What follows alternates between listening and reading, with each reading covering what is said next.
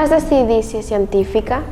La veritat és que des de petita he tingut molta curiositat per la ciència i pel cos humà i a la meva escola es feien moltes activitats científiques, concursos i jo sempre m'apuntava.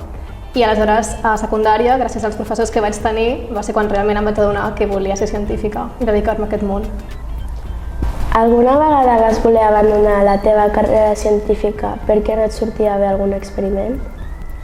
No m'ho he plantejat, però sí que és cert que la ciència té moments més complicats que altres, però igual que qualsevol altra feina, i hi ha experiments que de vegades no surten, però també consisteix en buscar les maneres de solucionar-ho. Quin consell ens donaries si volguéssim ser científiques? Que des del principi mostréssiu curiositat i interès, i que us apuntéssiu a totes les activitats possibles. Guanyes diners? Sí, jo ara sóc estudiant de doctorat, però això també comporta que sóc investigadora. Què investigues ara? Per què?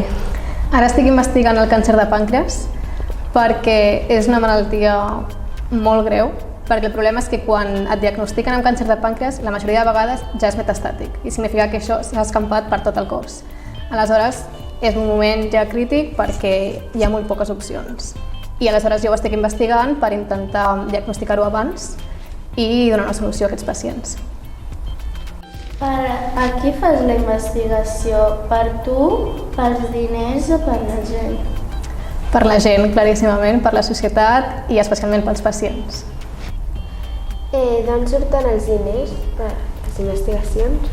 Depèn, de diferents llocs. Per exemple, venen de la Generalitat de Catalunya, de l'Estat, també del propi Institut de Recerca, i aleshores la majoria de projectes venen financiats per beques, tant nacionals com internacionals, i tant de fons públics com privats. I també és molt important que part de la feina que fem també és gràcies a les donacions que fan persones, empreses, institucions.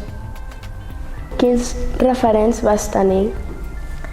Realment, els primers referents que vaig tenir van ser els meus professors d'institut, qui són els que em van presentar per primer cop a aquest món de la ciència, però després, tant a la carrera com a les meves estades a laboratoris, amb aquestes altres persones, tant professors de universitat com investigadors, són els que m'han seguit motivant i animant per seguir aquest camí. Veus una gran diferència en que ara n'hi hagi més científiques que abans? Sí, ara afortunadament hi ha més científiques que abans i sobretot s'està movent molt, sobretot promoure la ciència en nenes des de ben petites. El que passa també és que els percentatges són diferents, és a dir, des de nenes i dones investigadores som normalment més noies que homes, però a mesura que vas escalant el percentatge canvia. Però ara s'està canviant, això, afortunadament.